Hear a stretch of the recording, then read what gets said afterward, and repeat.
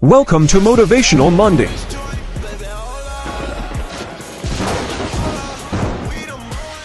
What up, TikTok homies? This is Daniel from the Blind Times, and today we're gonna talk about mental health. First, the Blind Times are gonna introduce themselves. Dom, Hey guys, this is Dom, aka Blind Justice. Chris, What's up? It's your boy Chef Blind, aka Blind. You already know what it is. Drake, Yo, what's going on? This is Drake Charles. Denzel, What's going on? It's Hilarious D, resident clown. Herb. Yo, Skizzle be blind on TikTok. Skizzle. All right. Well, today, I guess we're all gonna learn together because, to be honest, me, as a Hispanic person, I didn't really believe in mental health because that's the way I was raised. I was, I guess, showing weakness. You know what I mean? So today, I guess I'll be part of the learning process. Anybody want to tell me how many differences of mental health, differences are there, or how does it work? Say that last part again, I'm sorry. Or because people say mental health, meaning there's like different stages or different mental health, or how does it work? So when you're talking about mental health, you're talking about different ailments that actually affect either your social, psychological, or your emotional state. So talking about things like depression, anxiety, these are the type of things that really kind of fall underneath the umbrella of mental health. Obviously, you do have more severe things like, when you're talking about schizophrenia or bipolar disorder, stuff like that, whereas some of these conditions might have to be diagnosed. But again, I think a lot of people, let me speak for myself. I know a lot of times in the American community or the Black community, we tend to look at it as if you're crazy and that's it. Like, ain't no in between. It's either you're sane or you're crazy. And the thing about mental health is that mental health really encompasses a lot of different things. All right, so I guess it's not only like a Hispanic or Mexican thing, right? Where people think, oh, no, you're either crazy or you're good, right? Yeah, it's a lot. And the funny thing is, I also believe a lot of times, people and their emotional states, especially when they are considered a little bit over the top, that can also be considered, falling underneath the umbrella of mental health. So a lot of times we ourselves may feel like, no big deal, I'm just sad today, or, maybe today is that time of the month, or, whatever the case may be. But depending on how severe that emotion is and stuff like that, I think, that was when it would fall underneath that umbrella. And if you're anything like me, I know a lot of times we were taught, you talked about the Hispanic community, Daniel. I know a lot of times in a lot of different communities, we're taught that, hey, move on, you gotta let that go, don't worry about it, move on, there's other stuff to get done. And a lot of people shove it down in this box without necessarily addressing it, and that also can become kind of detrimental to our mental health as well. That is true, because of course that was the way, well, I guess not Hispanic, but more Mexican, because, that's me, I can't speak for all Hispanics. That's, you can't show no emotion towards feelings, because, it's like a weakness. And, if any of you guys feel comfortable, speaking of this, has any of you guys ever gone to, mental health issues? Any of you guys have? You guys want to talk about it a little bit? If not, it's cool. For me, I have not taken classes or, sought after, well, I guess I can say now I'm seeking therapy and things like that. But to touch on what Dom said a little bit, it's a lot of stuff that we probably wouldn't believe that can lead up to you developing anxiety or depression or things like that. I know me, myself, I'm an introvert when it comes to dealing with issues and talking to people. I don't want to feel like a burden, or I don't want to just sit there and just pull it all out at one time. A lot of times you got to really ask the right question and it'll come out. And that can also be very, very bad as well, to keep feeling inside, because then you start feeling nobody not gonna want to talk to you. You had these bad thoughts because you already holding it all in, so it's just piling up. One thought after another thought after another thought, and you're really not sifting through any of that stuff to actually see what the root problem is. You know what's funny too, Denzel? Now that you mentioned like being an introvert, another branch of that a lot of people really don't know a lot about too is that so being an introvert is considered like a personality disorder. Mm-hmm. So in many ways, that as well, those different types of personalities also can fall underneath the umbrella of mental health, and a lot of times, you know, those kind of things are sometimes they are kind of shaped by the society around us, and then a lot of the experiences that we have with the world or with our family, and a lot of our upbringing kind of shapes and molds our personalities as well. That kind of, you know, helps us to get to that point. You know, Dom, what's funny about all of that too is I didn't think about that. I've never thought about that. And even what Denzel made me think about, even though, well, I've thought about this for a while about trying to go to therapy, because all of the things that I've been through in the last, I'll say 10 years of my life dealing with my health and everything, I feel like I feel like I could benefit a lot from some professional help, you know, because sometimes I get into that place where I'm like, why me? Like, you know, do I deserve to be happy or anything like that?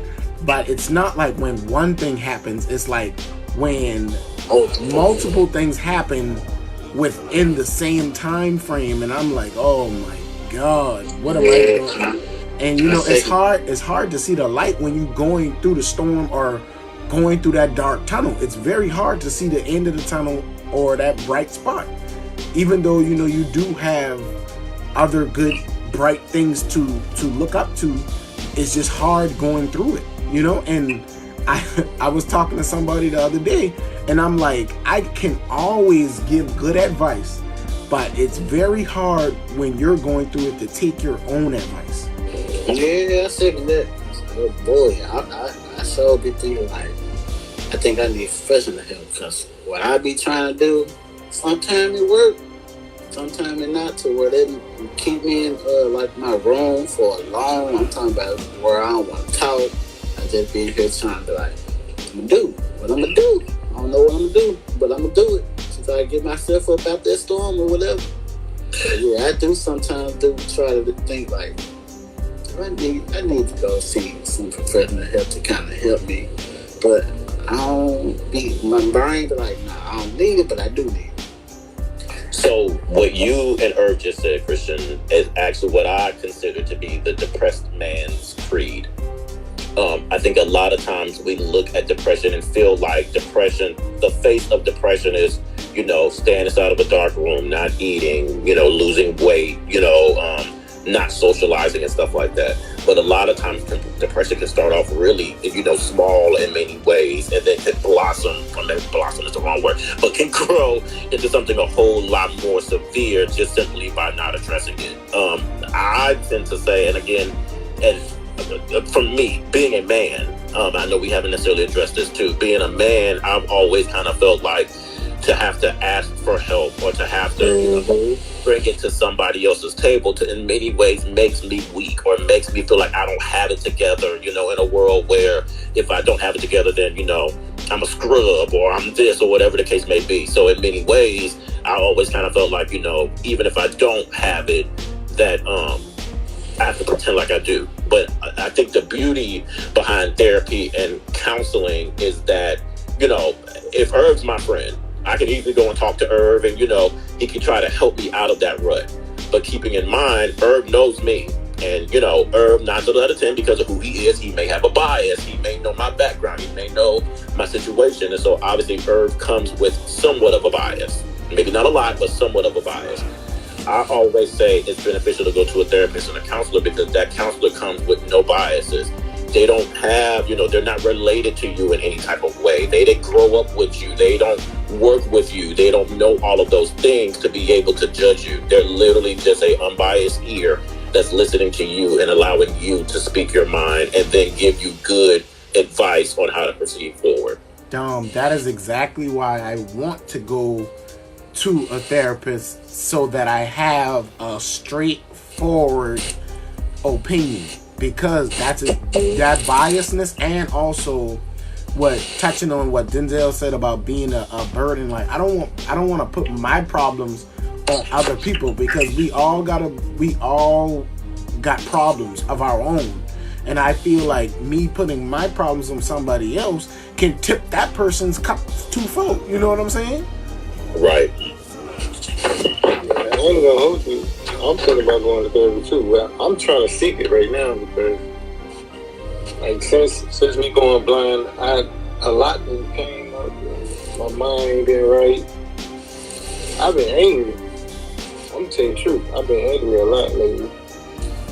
But like you said, you can give good advice, but it's hard taking it yourself, because it's easy trying to see somebody else going through something. You trying to help them out, but when it comes to you, you're the worst critic, man. You trying to do it yourself, but it really don't work like that. Yeah.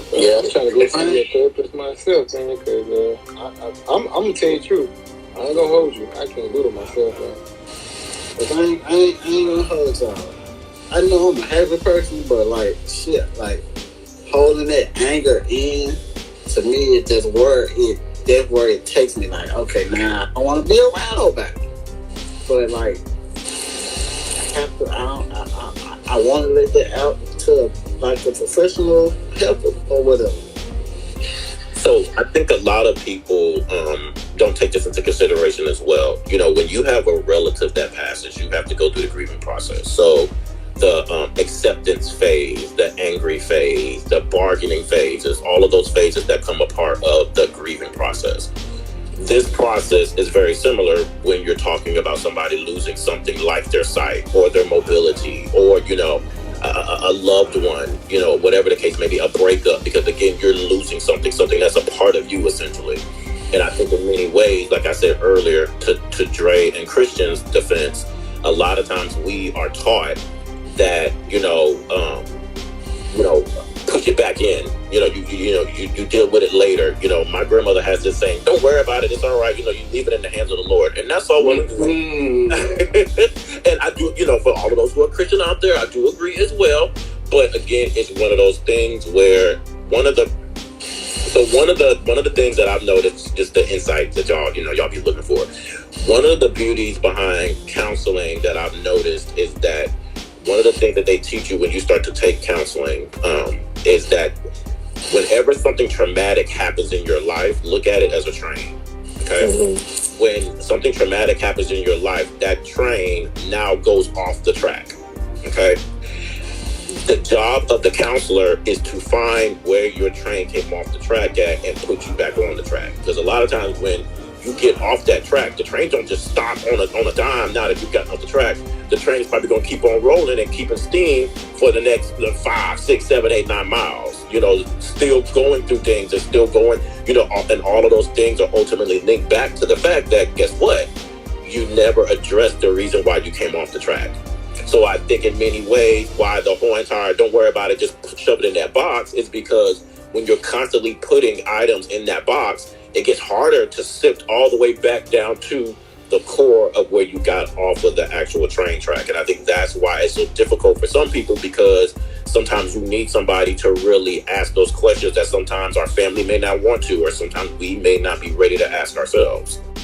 Yeah, that is true. And what a lot of people don't realize too, that mental health could hit everybody differently. A lot of people think always the same, because I've heard people, people that want to hurt themselves or hurt somebody else, or just be locked in their room and stuff like that, or kind of like the whole, I think I've seen this a couple times that, when, I got shot both times, I didn't, cry at all. Like, I was like numb, I feel more, my depression was more, even though that I didn't believe in depression back in the day, now, I do, to be honest. And now when I think of it, I was like, wait, I used to think, no, how am I depressed if I'm not crying? If I don't want to hurt myself, if I don't want to do stupid stuff, you know what I mean? But now that I think about it, I'm like, I feel my depression was more that I shut down. I didn't want to talk to nobody I knew. I didn't want pictures of me anywhere. And I still struggle with that a little bit. But, I'm getting there. Of course, it wasn't thanks to you guys. You guys are my homies. Like, I remember when we went to the trip, I kept saying, I don't want pictures. I don't want videos. And look what I did with the pictures. I was thanks to you guys. Because, you guys are my homies. And you guys are helping me get through this. The chat, I was going to tell you, Dan, you've come, even since I've known you, you've come a long way, bro. What I was going to say, I don't think I ever told y'all. I think I told everybody straight. When I'm alone in this room, like when I'm really feeling that depression and stuff, my thoughts scares the shit out of me. I ain't gonna hold it. That shit scares the shit out of me. I'd be scared for myself. If it be like everywhere, my thoughts just be like everywhere. Yeah, bro, that's where that good. I just said one thing y'all don't know about me. I'm the same way, bro. I may not show it, but sometimes I get to my stuff, my mind start running, going everywhere. Start racing, and I just think about everything, and I be like, yeah, I scare myself too, man. Well, I'm gonna hold you. That's why that counseling come in play. Like I said, I ain't believe in going to therapy because if I go to therapy, I must be crazy. That's the stuff we see on TV. That stuff we hear in society mainly, and it's just not looked at as being the proper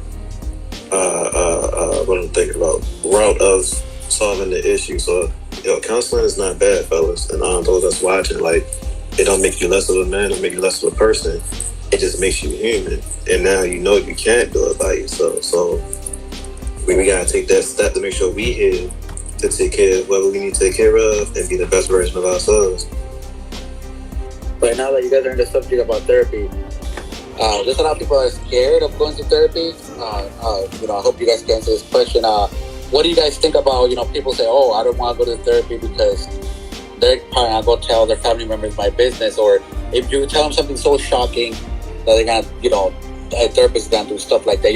That's why a lot of people are scared of going to therapy, because the therapist, because they're scared that person got to go talk about them to their family members or other people.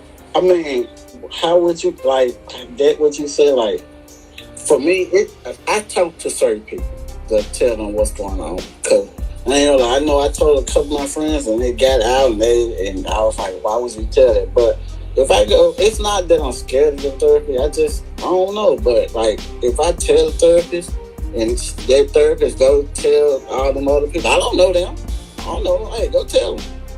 Just real quick, I just also want to throw in there from the legal standpoint. I always come up with this. Legally, when you go to start seeing a therapist or a counselor, you sign paperwork that says that they are binded by a confidentiality agreement. So if they were to go and tell, another doctor or their coworkers or your family, and you were to get back to it, then essentially they could be penalized as well. I think the only clause that says that they're allowed to do it is if you possibly might, because I know we can't say the S word, you might unalive yourself. Possibly, I said unalive yourself. You said it. Yeah. If you possibly might unalive yourself or could cause physical harm to yourself or somebody else, they are legally bonded to not be able to share that information. So that also might help you to make a better decision as well. You just said exactly. That's why I told you go ahead, because you was getting to exactly what I was going to say, that the therapist can, if they want to lose their license, they can go tell. But correct. But if they don't and they enjoy their job, they won't tell. They won't talk about it. Correct. So with my health, yeah, I know it's because of me not taking care of myself. But with other scenarios, with other things that happen, that makes me think. I think a lot of times, like, I must have, if anybody believes in reincarnation, I always say to myself sometimes, like, I must have been a terrible person in my past life to have all of these different these other things happen to me, and stuff like that. So that's how I be viewing it sometimes, because I don't think I am a terrible person. So I can't say that the things that I've done to people are why stuff are happening to me, So, you want to go ahead, Denzel? Go ahead. I know for me, I'm a strong believer in karma. I also am a strong believer in that in life we have lessons that we have, and for those who are religious, I do believe that God puts us through certain lessons to be able to level us up. You know, you when you're playing Mario, you get to the end and then you slide down the flagpole and you go into the castle and it's time to go to the next level. I definitely believe that also is representative of our life. I also believe a lot of times if you don't catch the lesson that it is for you to learn at that stage of life, then you will repeat that level again. With that being said, I know for me personally, I do know that a lot of the decisions, as far as me, you know, my blindness and the circumstances that I'm in now, I do believe that part of them was a part of the lesson for me to get to where I'm at now. But I also believe that I had to go through that because if I didn't go through those things, then the Dominic that you see before you would not exist. So in many ways, you know, does it depress me? Does it, you know, make me feel a certain way? Absolutely. But at the same token, I'm also proud of the fact that it made me the man that I am today as well. So, hey, you don't have a testimony without a test. That's what I'm saying. yes, sir. Hey, Jerry, say it again for the Most people. definitely. Say it again. You can't have a testimony without a test. Exactly, and I was gonna go the same route that Dom took. And yeah, I believe in karma. I don't believe that things that we go through is necessarily payback. We all are chosen to do certain things in life. I just think what you're going through is just more material or not under the belt of someone else that's going through it or may go through it or know someone else that's going through it. Yeah, and for me, I would say for a long time, I would, you know, like Dom said, with the karma thing, I would think about what the heck did I do so wrong to deserve to get shot not once, twice, and not only that, but in a wheelchair and blind now. You know what I mean? Like I will say, like ask God, like what the heck did I do so wrong to deserve what I got? You know what I mean? Or say, oh, like, did I hurt somebody, or what did I do to deserve this karma? But at the same time, nah, like I feel we all, it's like I said, we all write our own book and we make our own decisions. And I feel,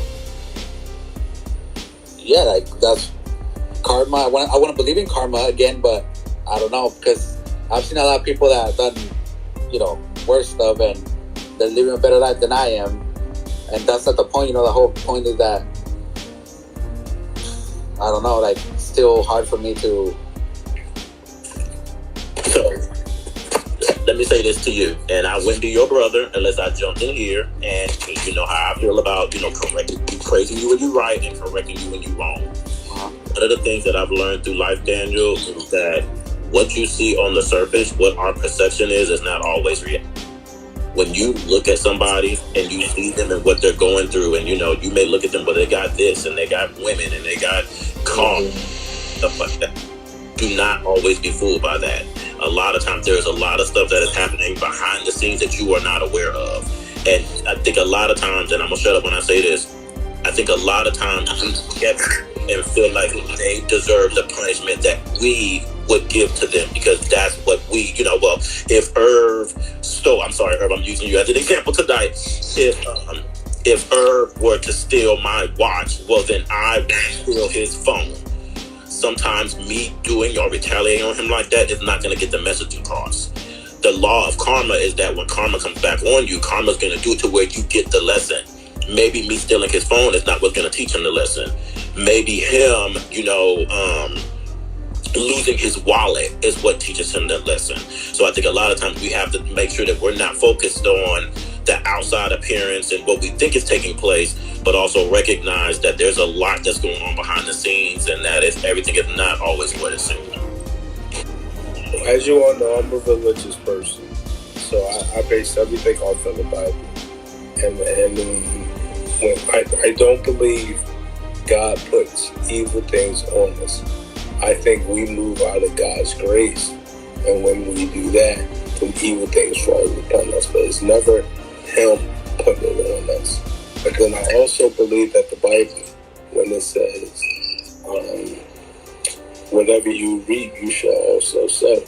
So I just always thought, I reaped a lot of evil things. So it's only right that I sow evil things, and I sow blindness. I sow diabetes. My kidneys failing. I mean, I wonder because my sisters eat the same food that I did. I exercise 2 times, 3 times more than they did. I do the martial arts. I do basketball. I mean, I just could not understand why this would happen to me. I understand what had happened to our mother because, she wasn't as active, but I was active, and I could not understand why this happened to me. So I just thought that it's only because of the evil I did that it came back on me. So, I actually have a question, and again, this may be triggering for some people in the audience as well as maybe some of you guys as well. So, if you don't want to participate, I do apologize. I have too.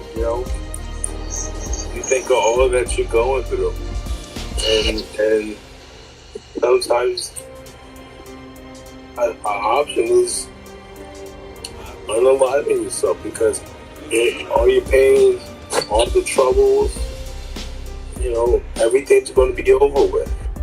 Now, we all ask the question, what comes after death? Nobody knows that. So, I mean, That's true because, of course, I've thought about it too, and it's crazy how in a second, it just crosses your mind, and just the way it came through your head, it disappears. You know what I mean? Yeah. Of course, when that happens, I don't know. It could be for the stupidest reason for some people. I would say for me, sometimes it is. You know what I mean? I don't know for the rest of the people out there, but you know what keeps me going? Just like Dom said, people that love you, your family. Not only that, but my kids. Like I said, to me, both my kids, they're my life. That's my lifeline right there.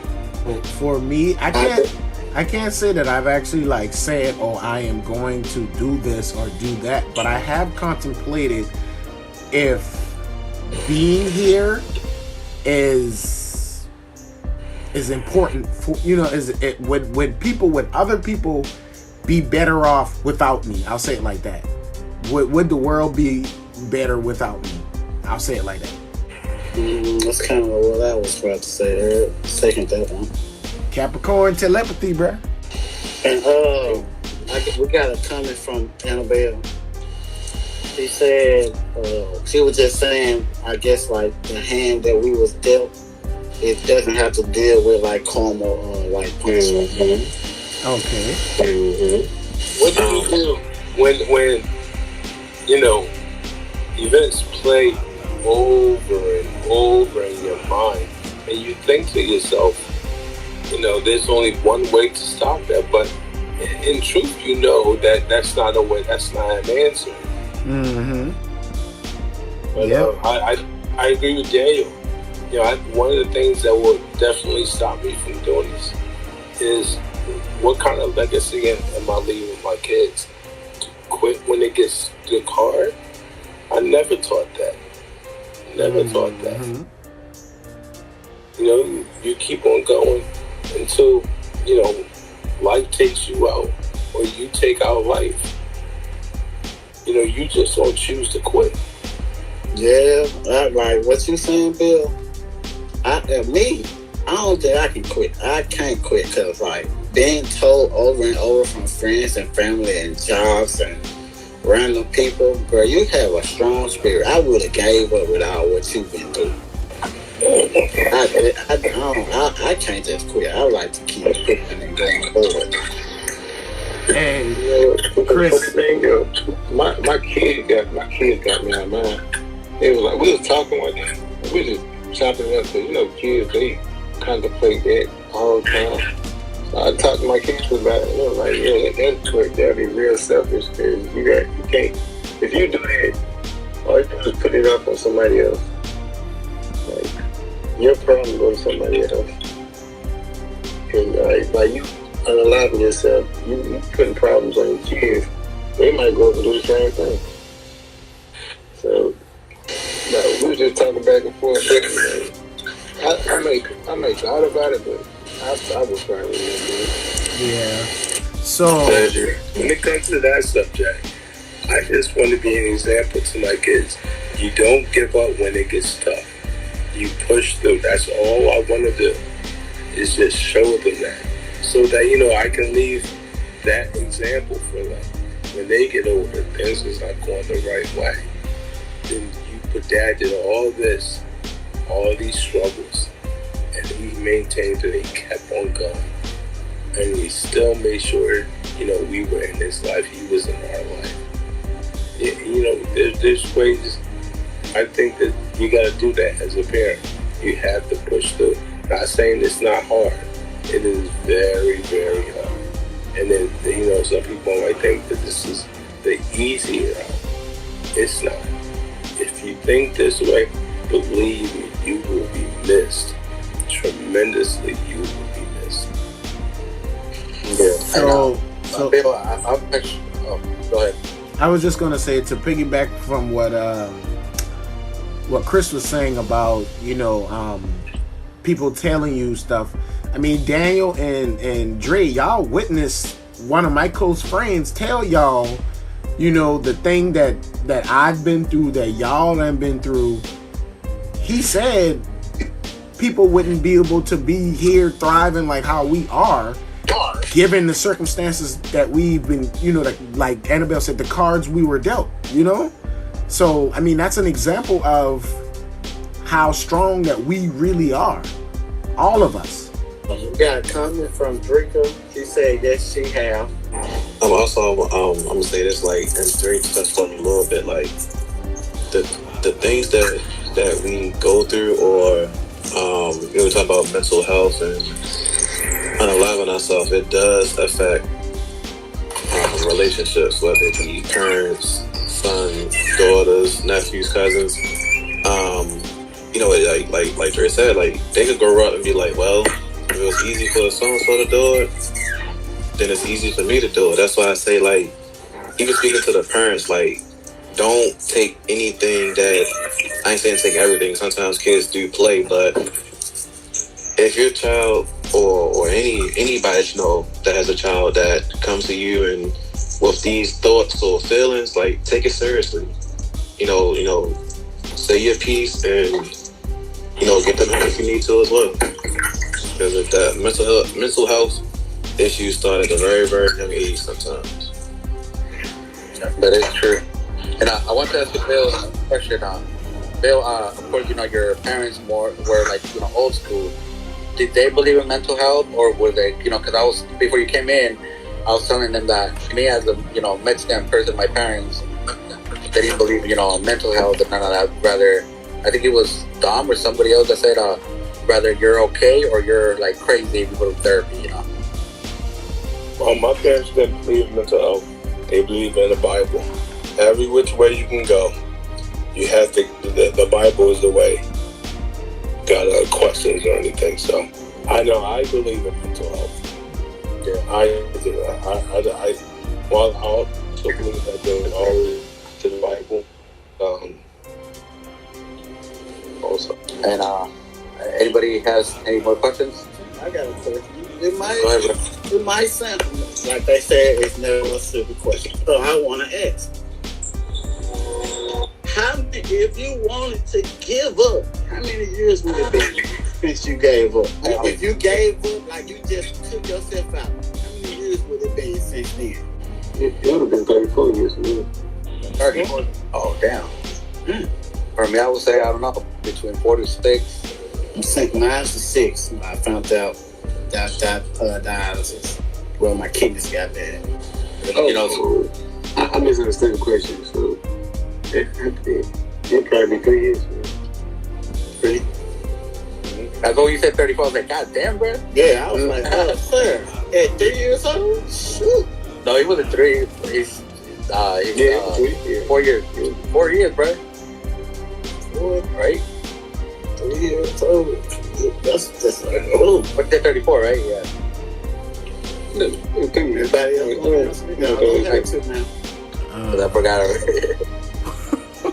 Just dealing with it in general, like, you know, like basically, how do you handle, you know, bad thoughts or mental health issues? Like, how was it in your household? I think you already asked on that though. Oh, I did? Oh, wait, Shanice said hi. What up, Shanice? Hey, What's Shanice. going on? I'm sorry, you was asking me how was mental health cool? Yeah, but I think that's how I figured into the question, right? Say again. It was just beliefs on mental health, like where you were when you first were going through it. Did you, but like I think you already answered though. But basically, like, does culture play a part in believing and or knowing about mental health issues and things like that? I definitely believe culture plays a part in it. Like I said, my parents were Christian. I was the one that was, you know, my parents took me to church, you know, 5 out of 7 days we were in church. So, you know, my parents were strong, and you couldn't tell them that I think I'm bipolar or that I'm having struggling, you know, with life, or I think about taking my life. Their answer to the question was, let's pray. And I mean, that was my introduction to mental health. But as far as when I got my kidneys failed and all went blind and whatnot, I almost went crazy because I had no idea what to do. I had no idea which way to turn. And because my parents didn't help me learn about mental health, to me it was, okay, God has to take it away. And, you know, with the help of the group, I think I maintain. I still probably need to talk to someone. But we'll figure that out. Yeah. That's another question too that I asked Bill. How do you feel about you know, people that say, oh, I can't trust a therapist because they're trying to, you know, say my business to other people, to their family members. Does that scare you of going to a therapist, or that wouldn't stop you? You know, you tell them that they can't say your business, or they'll say your business, because they'll lose their license. You have the government that gives you that security that they cannot do that. It's part of their oath. Yeah, that's what Dom said earlier too. The confidentiality agreement. Yeah. And I have a question. You know, if you guys don't want to, you guys don't have to, you know, answer this question. But have you guys had, well, maybe not close, but you know, friends or people you went to school that analyze themselves, and you know, at a young age? Oh yeah, I've seen it a lot growing up. I've seen a couple. I've not actually seen it, but definitely had friends who, you know, were going to do things and we didn't pick up on it, and then one day they were here, next day they were gone. I haven't been there. Yeah, me either. I haven't had that happen either. I had a friend here like a year or two ago, but nobody ever knew. You know, something you look at, like, you know, they do happen. One day it just took it and analyzed themselves. Well, come on in then.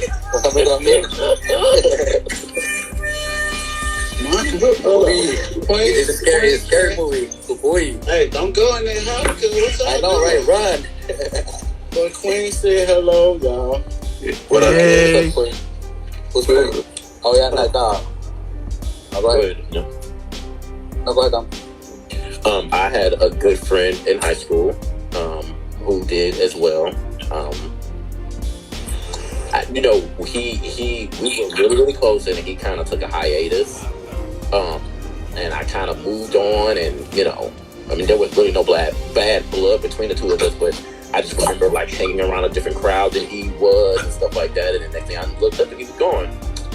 So I often look back and feel like maybe if I would have took a more active role with him, maybe that might have been what he needed at the time. So yeah. Yeah.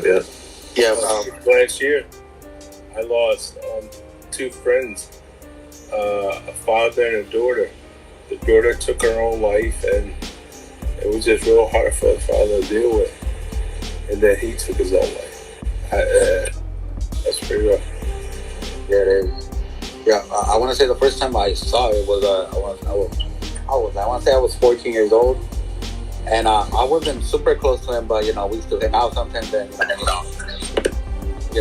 just hang out and do what kids do, I guess. But when I found out, and I liked him, so I couldn't ask my why. Like when I saw him, he was like nothing was wrong. You know what I mean? A lot of people don't think that just because they look like nothing's happening, they're straight. But I sometimes from the less people, it's from the people that you least expect it from. Yeah. All right. So nobody got more questions? I mean, I have a closing statement, but but I'll let everybody else go first. Yeah, because I'm done with my questions, so I don't know if you guys have anything you guys want to ask. I apologize for my lateness. Please forgive me. That won't happen again. Great, Chris. I'm good. I'm hearing no questions. Herb Denzel. No, I'm good. Nah, I just got a closing statement, of course. All right, who wants to go first, Dom or Dom? Dom always trying to be the last one. Okay, I can go.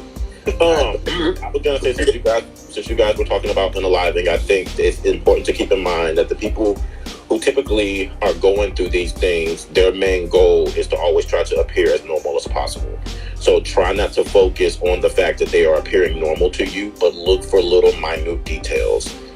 If a person is getting rid of their property, if they're not finding joy in some of the things that once brought them joy, if they are trying to close up loose ends and things of that nature, trying to, make sure that things are okay. These are signs to make sure that you pay attention to. And I definitely, the last piece that I wanted to say is that, like we said earlier, and this goes out to the audience and even the guys in here, that if you yourself are dealing with these thoughts and you don't have anywhere to turn to or anybody who you feel like you can talk to, you can always dial the unalive prevention hotline, because we can't say the word, at 988, or you can go online to 988lifeline.org. Again, it's 988lifeline.org. Yes, sir. Yes, sir. Look how dang. Go ahead. No, you go ahead, cuz. I thought we was done. I said, go ahead, go. That's it. That's basically what I was going to say, man. Like, don't stand by and take it as a joke or take it for play, as they say. Bars. It's it's just like take it seriously, man. Just play an active role, like child, adult, family member, a friend. Like be active. Don't take it for play. Just help that person. Oh yeah.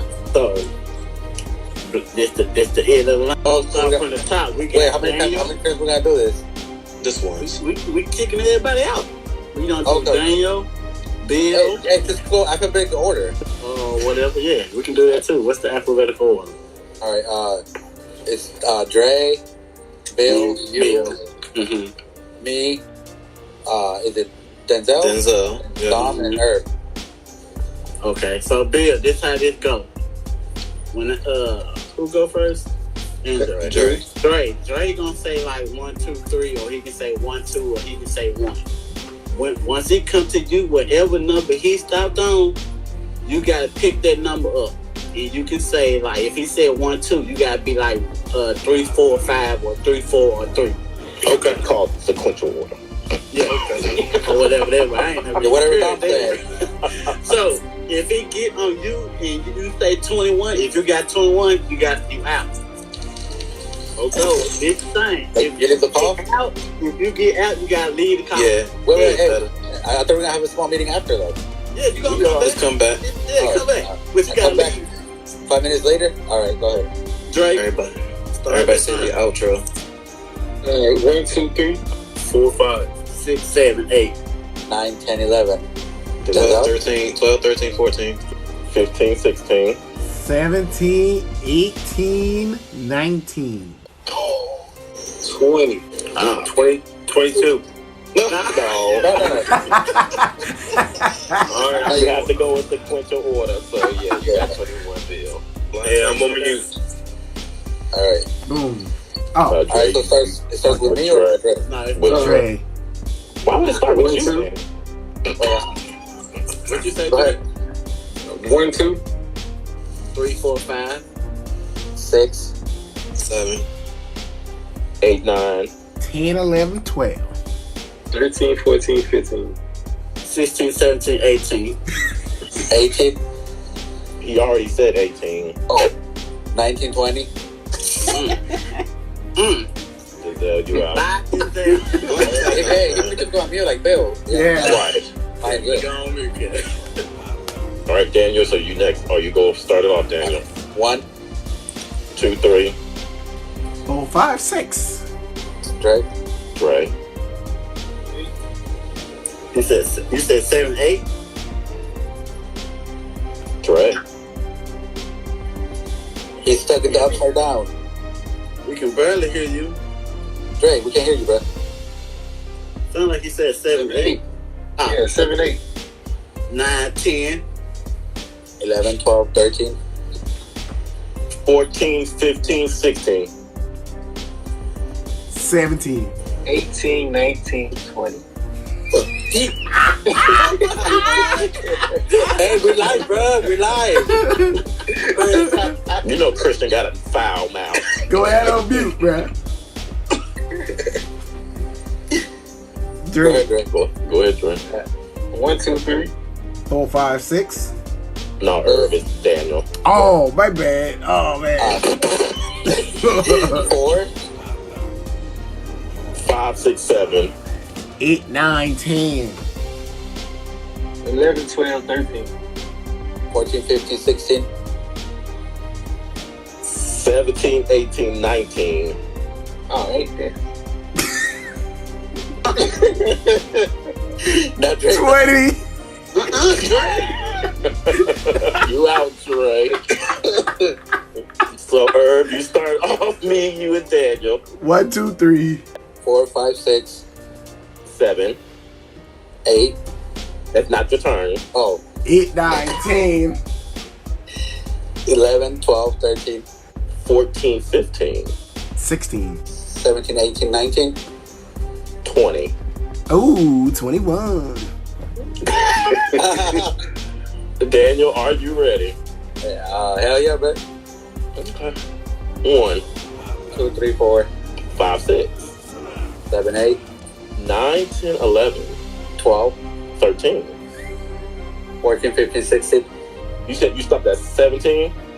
No, 16. 17. Wait, you said 17? Mm-hmm. 18, 19. 20. Hey, listen.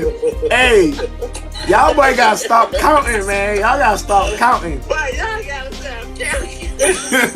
Y'all be counting. Hey, don't be counting in his head, boy. Hey, Oh, you better know how to count. and nobody did what, who was it, Denzel or Chris that said whenever somebody was out, say your outro. Nobody did that. Nah, well, we can say it now. All right, blind time's out. Bad Thanks things for out. watching. Until next time, Blind Titans out. Blind Titans out. Or whatever.